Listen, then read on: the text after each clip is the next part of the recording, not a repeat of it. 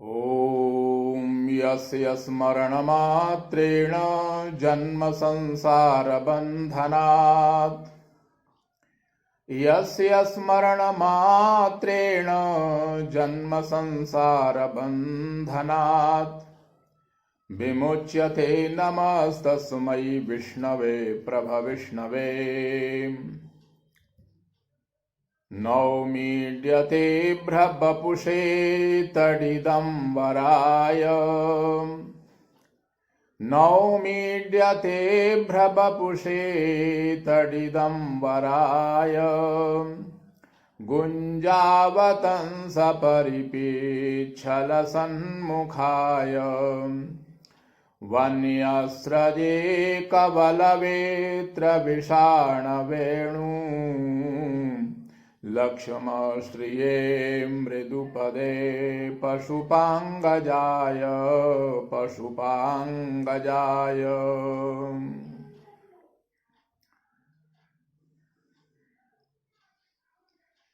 ई-कक्षा माध्यमेन अध्ययनरतानां समेषां छात्राणाम् अहं डॉक्टर हर्षरूप वासिष्ठः प्रिंसिपल गवर्नमेंट संस्कृत कॉलेज नाथद्वारातः भवतां समेषां हार्दिकम् अभिनंदनं हार्दिकं स्वागतं व्याहरामि। प्रिय छात्रों, आज हम शास्त्री प्रथम वर्ष के अंतर्गत जो आपका अनिवार्य विषय संस्कृत वाङ्मय है, उसके अंतर्गत निर्धारित ग्रंथ जो श्रीमद् भगवद गीता है, श्रीमद् भगवद गीता के द्वितीय अध्याय के अंतर्गत चर्चा करने के लिए पुनः उपस्थित हैं। पूर्व के प्रसंग में आप लोग सुन रहे थे कि महाभारत युद्ध से पूर्व दोनों सेनाओं के मध्य में अर्जुन ने जब अपने स्वजनों को देखा और अपने स्वजनों को देखकर अर्जुन के मन में जो विषाद उत्पन्न हुआ, उसके कारण अर्जुन ने भगवान श्री कृष्ण से कहा कि हे केशव, मैं इस हस्तिनापुर के राज्य के लिए यह युद्ध नहीं कर सकूंगा।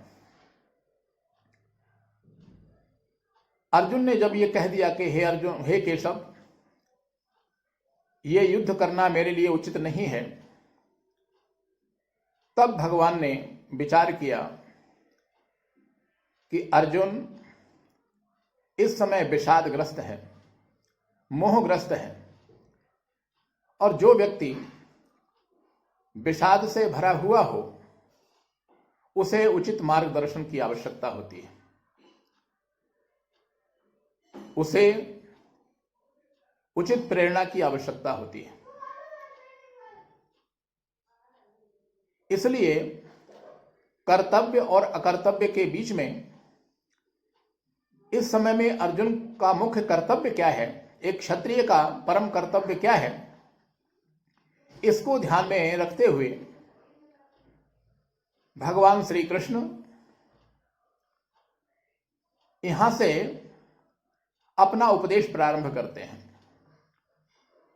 श्रीमद् भगवद गीता के अंतर्गत द्वितीय अध्याय में जो 11वां श्लोक है, 11वें श्लोक से भगवान श्री कृष्ण अपना उपदेश प्रारंभ करते हैं अर्जुन को संबोधित करते हुए।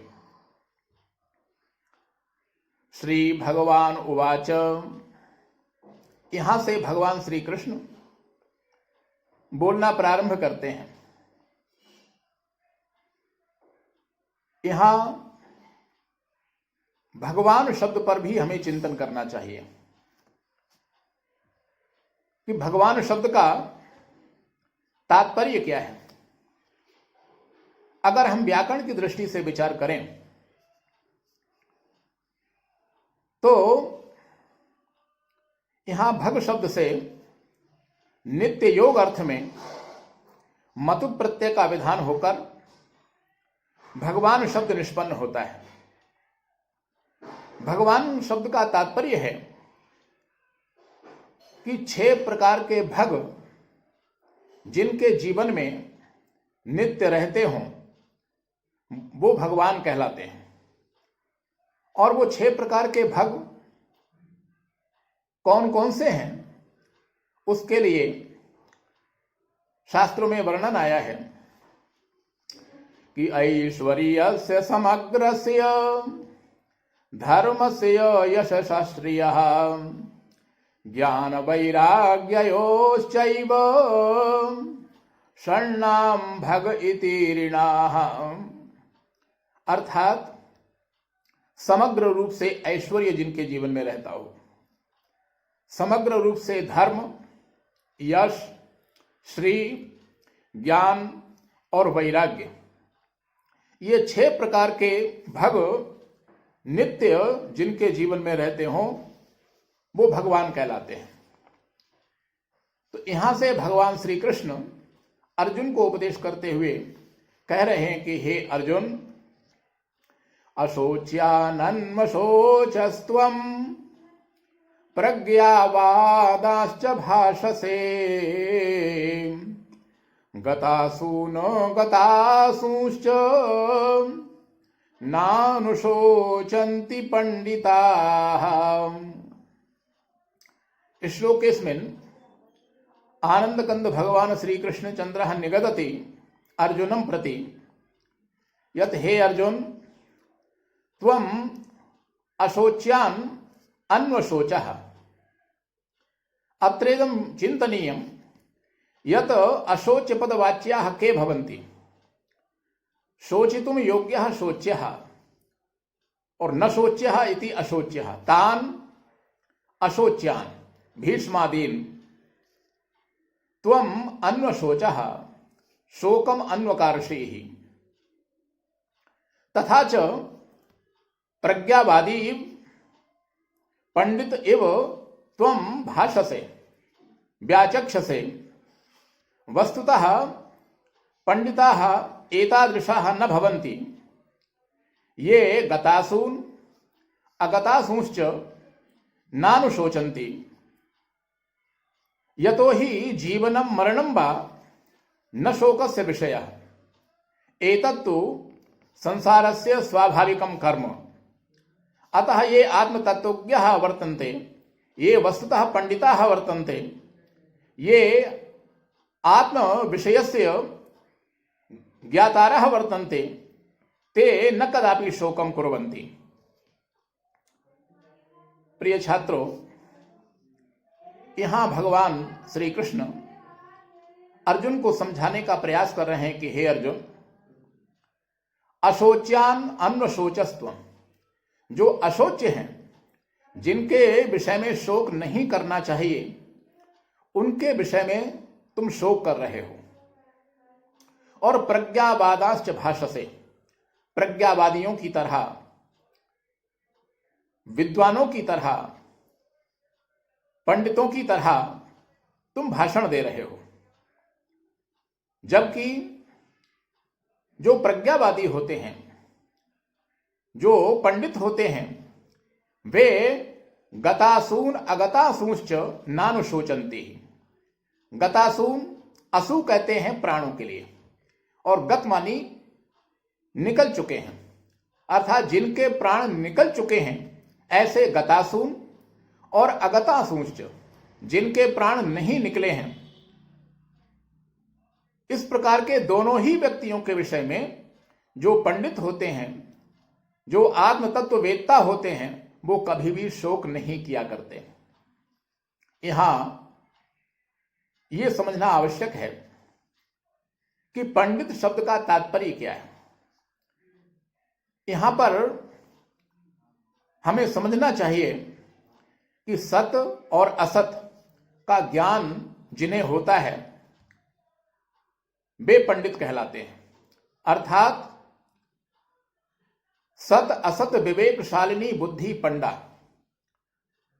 सत और असत का विवेक रखने वाली जो बुद्धि होती है उस बुद्धि को कहते हैं पंडा बुद्धि।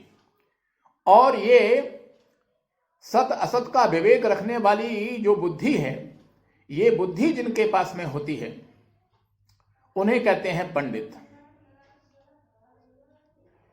ब्रह्म सत्यम जगन मिथ्या, एकमात्र ये ब्रह्म सत्य है और ये दृश्यमान जो चराचर जगत है ये असत्य है, मिथ्या है।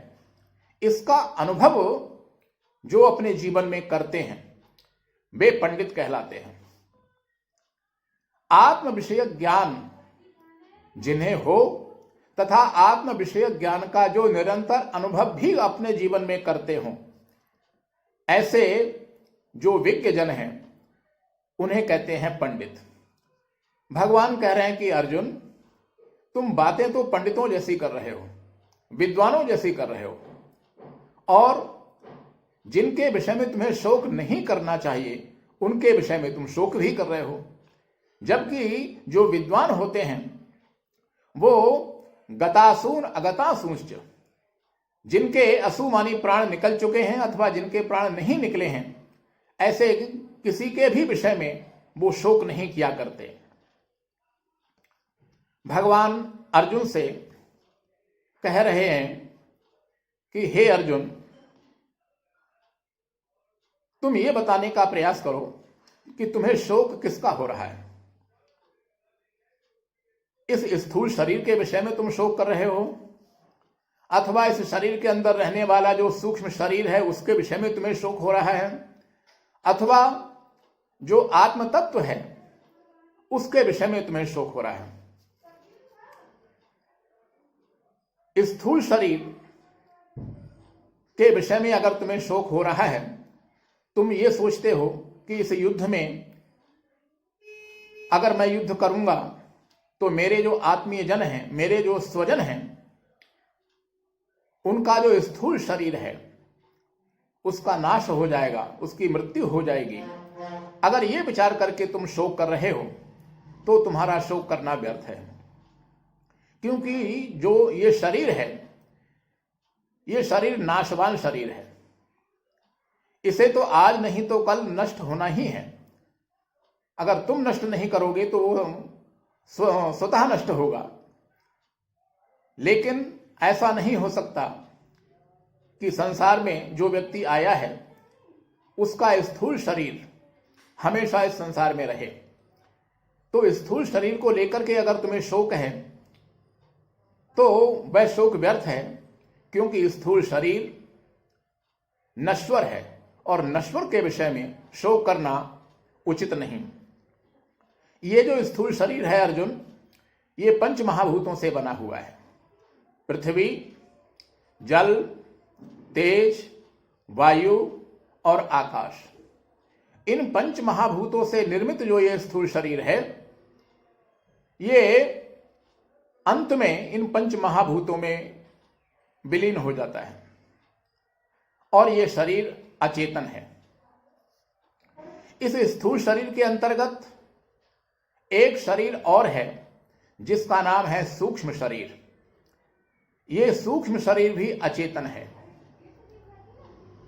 इस सूक्ष्म शरीर के अंतर्गत 5 कर्मेंद्रियां, 5 ज्ञानेंद्रियां, 5 प्राण, मन, बुद्धि आदि जो तत्व हैं, उनसे युक्त जो शरीर है उस शरीर का नाम है सूक्ष्म शरीर।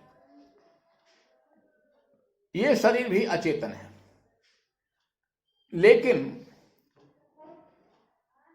इन शरीरों से जब आत्मा संयुक्त होती है तब इस शरीर में चेतनता आती है। आत्मा अपने आप में चेतन है। तो तुम ये निश्चित करो कि तुम्हें शोक जो हो रहा है वह स्थूल शरीर के विषय में हो रहा है, सूक्ष्म शरीर के विषय में हो रहा है, अथवा आत्मा के विषय में हो रहा है। इस स्थूल शरीर के विषय में अगर तुम शोक कर रहे हो तो वह व्यर्थ है, क्योंकि उसको तो आज नहीं तो कल नष्ट होना ही है। और यदि आत्मा के विषय में शोक कर रहे हो तो आत्मा कभी मरता नहीं, वह नित्य शुद्ध बुद्ध चैतन्य स्वरूप है। वो केवल वस्त्र परिवर्तन की तरह शरीर परिवर्तन करता है, आत्मा की कभी मृत्यु होती नहीं। अर्जुन, हमारा अज्ञान यह है कि जो हमारा नहीं है उसे हमने अपना मान लिया है, और जो हमारा है उसे हम स्वीकार नहीं करते, उसे हम ठुकरा देते हैं। जो हमारा होता है वो हमेशा हमारे साथ रहता है, कभी हमसे उसका बिछोह नहीं होता। तो जो वस्तु हमारी नहीं है उसको अपना मानना और जो हमारी है उसे ठुकरा देना, ये अज्ञान ही हमारे दुख का कारण है। हम जीवन भर पैसे को अपना मानकर रात और दिन परिश्रम करते हुए धन संचित करते हैं, धन का संचय करते हैं, क्योंकि हम उस धन को अपना मानते हैं, मकान को अपना मानते हैं, परिवार के जो लोग हैं हम उनको अपना मानते हैं, समाज में जो हमारे आत्मीय जन हैं हम उन सबको अपना मानते हैं। जबकि सत्यता यह है ये सब हमारे नहीं है। इसलिए इस विषय में शास्त्रकारों ने भी स्पष्ट करने का प्रयास किया। धनानि भूमौ पशवश्च गोष्ठे नारी गृहद्वारि जना श्मशाने देहश्चितायां परलोकमार्गे धर्मानुगो गच्छति जीव एकः, धर्मानुगो गच्छति जीव एकः।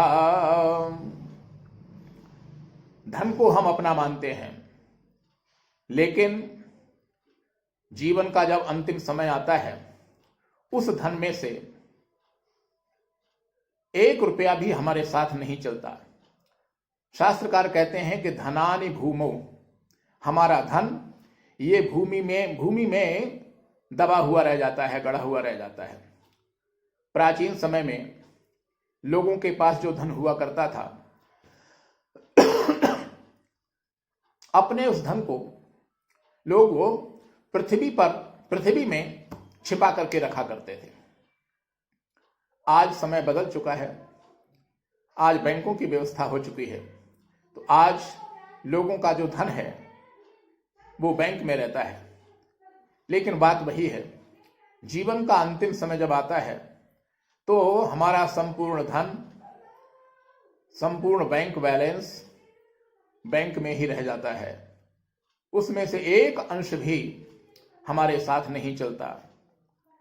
पशवश्च गोष्ठे, और जो पशु आदि हैं, हमारे आवागमन के साधन प्राचीन समय में पशु आदि हुआ करते थे, वो भी यथास्थान बंधे हुए रह जाते हैं। आज इस आधुनिक युग में लोगों के पास में गाड़ियां हैं, तो गाड़ियां गैराज में खड़ी हुई रह जाती हैं। जीवन का अंतिम समय जब आता है तो वो गाड़ियां भी अपना साथ नहीं देती, वो गाड़ियां भी अपने को छोड़ने के लिए ही नहीं जाती परलोक की यात्रा में। कहते हैं जिस स्त्री के साथ में वैदिक विधि के साथ धर्मार्थ काम मोक्ष इन 4 पुरुषार्थों की प्राप्ति के लिए हमारा विवाह हुआ, कम से कम वो स्त्री तो हमारे साथ चलेगी। शास्त्रकार कहते हैं कि नारी गृहद्वारी, हमारी धर्मपत्नी भी हमारे जीवन के अंतिम समय में केवल घर के दरवाजे तक ही साथ निभाती है, घर के द्वार तक ही मात्र साथ चलती है, क्योंकि महिलाएं स्वाभाविक रूप से भावुक हुआ करती हैं, इसलिए उनके श्मशान में जाने की परंपरा नहीं है। कहते हैं जिस देह को हमने बचपन से लेकर के आज तक बहुत संभाल करके रखा, इसकी सेवा शुश्रूषा की, कम से कम ये शरीर तो हमारे साथ चलेगा। शास्त्रकार कहते हैं नहीं, देहश्चितायाम, और हमारा जो ये देह है, शरीर है, ये केवल चिता तक हमारे साथ चलता है, और हमारे आत्मीय जन केवल श्मशान तक हमारे साथ चलते हैं। लेकिन इससे आगे की जो परलोक की यात्रा है, उस परलोक की यात्रा में इस जीव को अकेले ही चलना पड़ता है। न धन इसके साथ चल जाता है, न संसार का कोई वैभव इस जीव के साथ जाता है, न परिवार के जन साथ जाते हैं। शरीर भी केवल चिता तक साथ निभाता है, और उसके पश्चात इस जीवात्मा को परलोक की जो यात्रा है, धर्म का अनुगमन करने वाला जो ये जीव है, परलोक की यात्रा में अकेले ही यात्रा करता है। धर्मानुगो गच्छति जीव एकः, धर्म का अनुगमन करने वाला ये जीव अकेला यात्रा करता है। जिस व्यक्ति ने अपने जीवन में सत्कर्म किए हैं, सत्कर्म के माध्यम से जिसने धर्म किया है, धर्म के माध्यम से जिसने पुण्य अर्जित किया है, उस व्यक्ति के द्वारा संचित जो पुण्य है, केवल वो पुण्य उसके साथ जाता है। और यदि किसी ने असत कर्म किए हैं, तो असत कर्म के द्वारा संचित जो पाप कर्म है, वो पाप कर्म उस जीव के साथ जाता है। तो इसलिए हमें यह समझना चाहिए कि हमारा जो पुण्य है, अंतिम समय में केवल पुण्य ही हमारा साथ निभाता है, पुण्य ही इस जीव के साथ जाता है, अथवा पाप इस जीव के साथ जाता है। पाप और पुण्य का जो संचय होता है वो कर्म पर आधारित है। अगर हमारा जीवन सत्कर्म युक्त रहा है, तो निश्चित रूप से हमारे सत्कर्मों के माध्यम से, धर्म के माध्यम से, धर्म का आचरण करते हुए जो पुण्य अर्जित हमने किया है, वो पुण्य हमारे साथ चलेगा। और यदि असत्कर्म हमारे द्वारा किए गए हैं, उनके द्वारा संचित जो पाप कर्म है, वो पाप कर्म हमारे साथ जाएगा। इसलिए ये प्रयास हमारा होना चाहिए कि जब तक ईश्वर प्रदत्त हमारा ये जीवन है, इस जीवन में मन से, वचन से, कर्म से हम पुण्य अर्जित करने का प्रयास करें, क्योंकि ये पुण्य ही एकमात्र परलोक की यात्रा में हमारा सहायक होगा। परलोक के मार्ग में ये जीव अकेला चलता है। आत्मज्ञानी जो व्यक्ति हैं, आत्म तत्व को समझने वाले जो व्यक्ति हैं, वो इस सत्यता को जानते हैं। इसलिए भगवान कृष्ण कह रहे हैं अर्जुन को कि हे अर्जुन, नानुशोचन्ति पंडिताः, जो पंडित लोग हैं, जो आत्म विषय ज्ञान रखते हैं, वो नानुशोचन्ति, वो इस विषय में शोक कभी नहीं किया करते। जो जीव परलोक की यात्रा पर निकल पड़ा, उसकी यात्रा को सुखमय बनाने का प्रयास करना चाहिए। शोक करने से जीवात्मा को भी शोक होता है, दुख होता है। इसलिए हमारा परिवार के लोगों का यह प्रयास होना चाहिए कि परलोक की यात्रा पर जाने वाला जो ये जीव है, हमारा आत्मीय व्यक्ति है, इसको अपनी यात्रा में किसी प्रकार का कोई सुख ना हो, कोई शोक ना हो, कोई दुख ना हो, कोई कष्ट ना हो, ऐसा प्रयास करना चाहिए।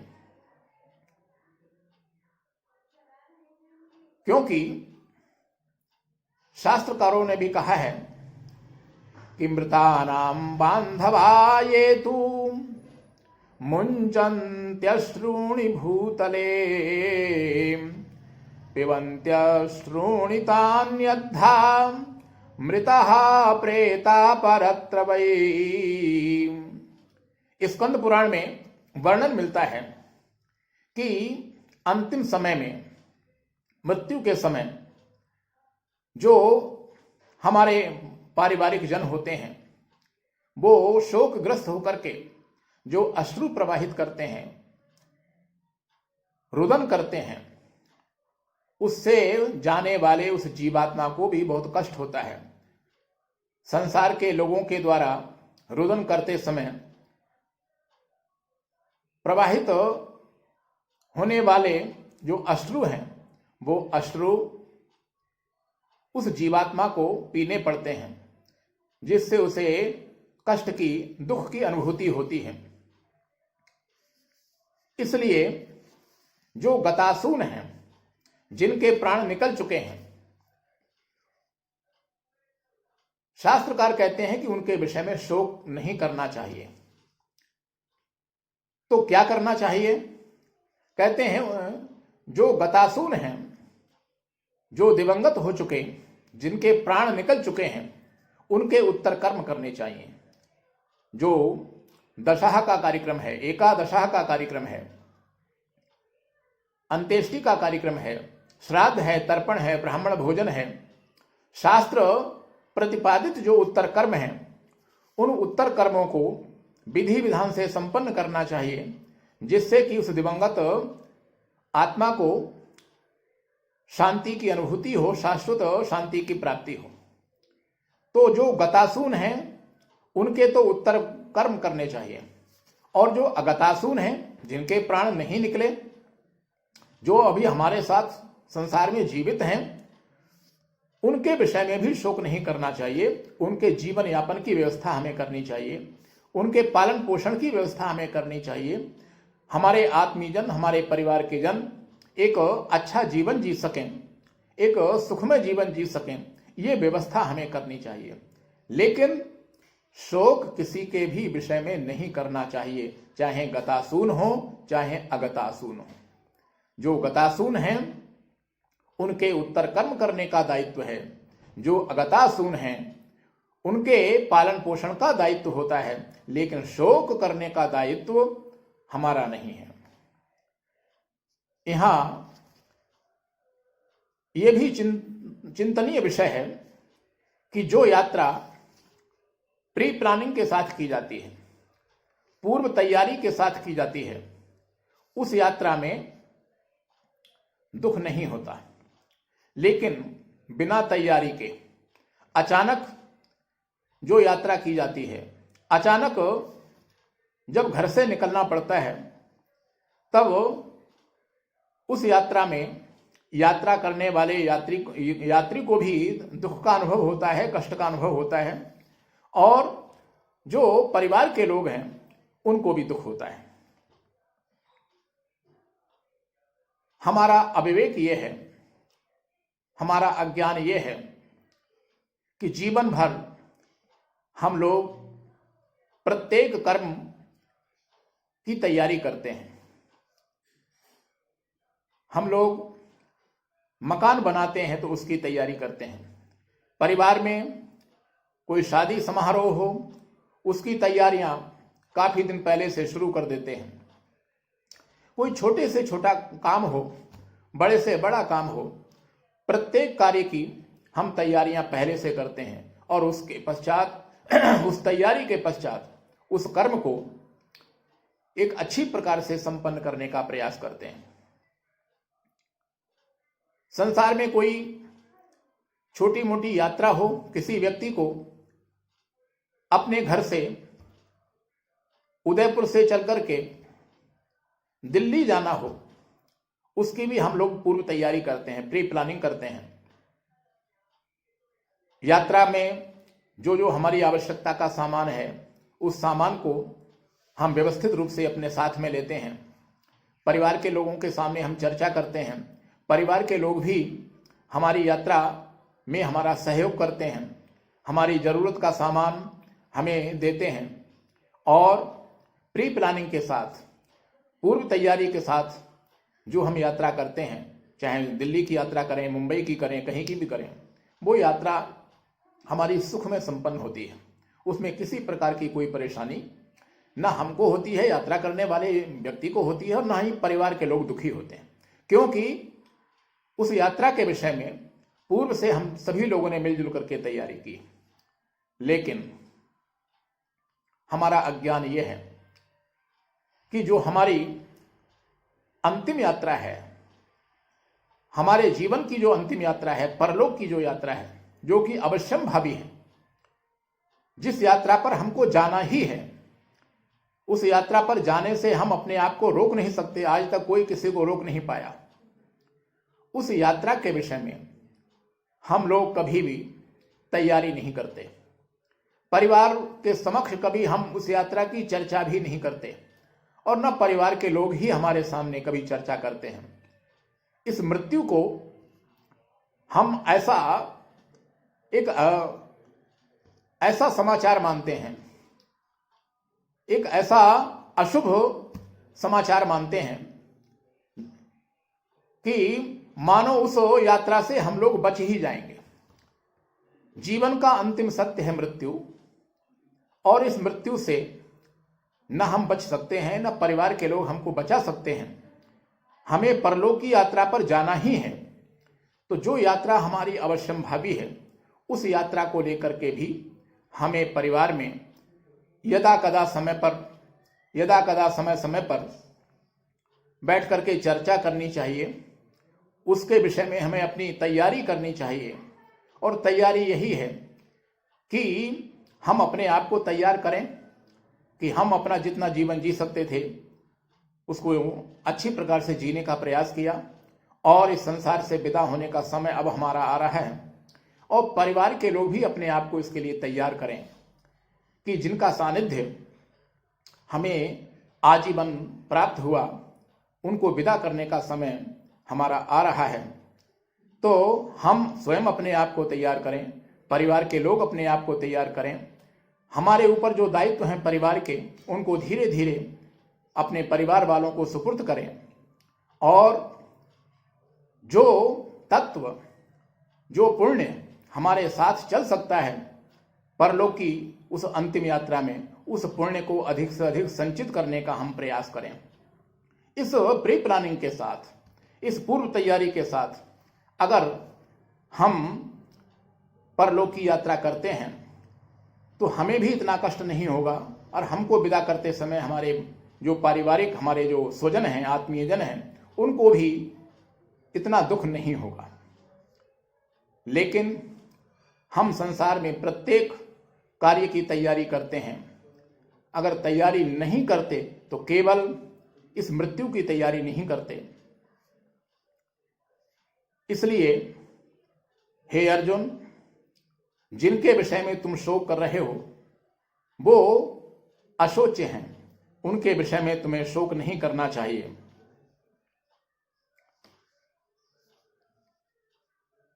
भगवान अर्जुन को बताने का प्रयास कर रहे हैं कि हे अर्जुन, इस स्थूल शरीर एवं इस शरीर में रहने वाला जो ये आत्मा है, इन दोनों के ही विषय में शोक करना अनुचित है। आत्मा के विषय में शोक करना अनुचित क्यों है? इस शंका का समाधान भगवान आगे के 2 श्लोकों में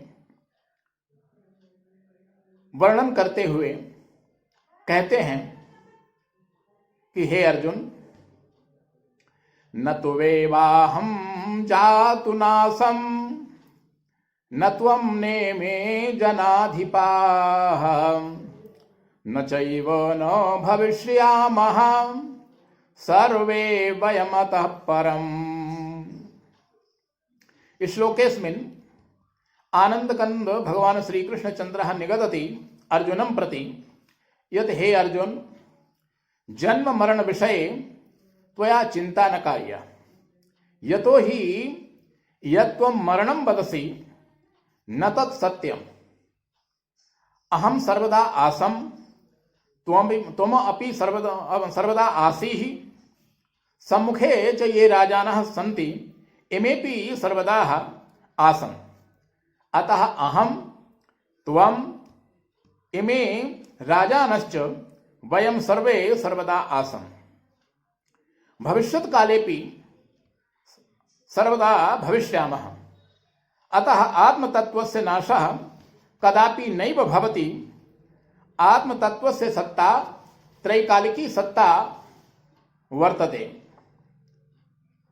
भगवान कृष्ण अर्जुन को समझाते हुए कह रहे हैं 2 अध्याय के इस 12वें श्लोक में कि हे अर्जुन, ये जो आत्मा है, ये आत्मा नित्य है। इसके विषय में कभी भी शोक नहीं करना चाहिए। ना तो ऐसा है कि मैं किसी काल में नहीं था, ना ऐसा है कि तुम किसी काल में नहीं थे, अथवा ये राजा लोग किसी काल में नहीं थे, और ना ही ऐसा है कि आगे हम सब लोग नहीं रहेंगे। हमारा स्वरूप ये स्थूल शरीर नहीं, अपितु हमारा जो स्वरूप है वो आत्मा है। आत्मा तीनों कालों में नित्य रहता है। आत्मा की जो सत्ता है वो त्रैकालिक सत्ता है। इसलिए इस आत्मा के विषय में कभी भी ज्ञानी जनों को शोक नहीं करना चाहिए। आत्मा अशोच्य है, उनके विषय में शोक करना अज्ञान है।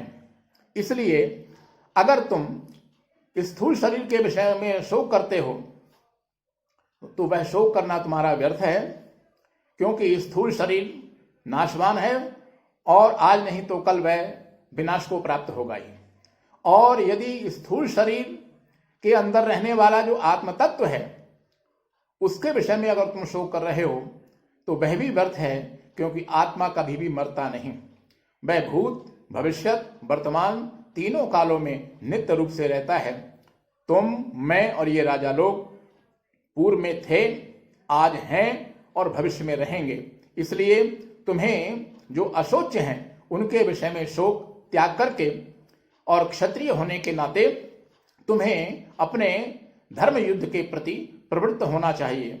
इस प्रकार भगवान श्री कृष्ण ने अर्जुन को आत्मा की जो नित्यता है उसका प्रतिपादन करते हुए उसके शोक की निवृत्ति करने का प्रयास किया।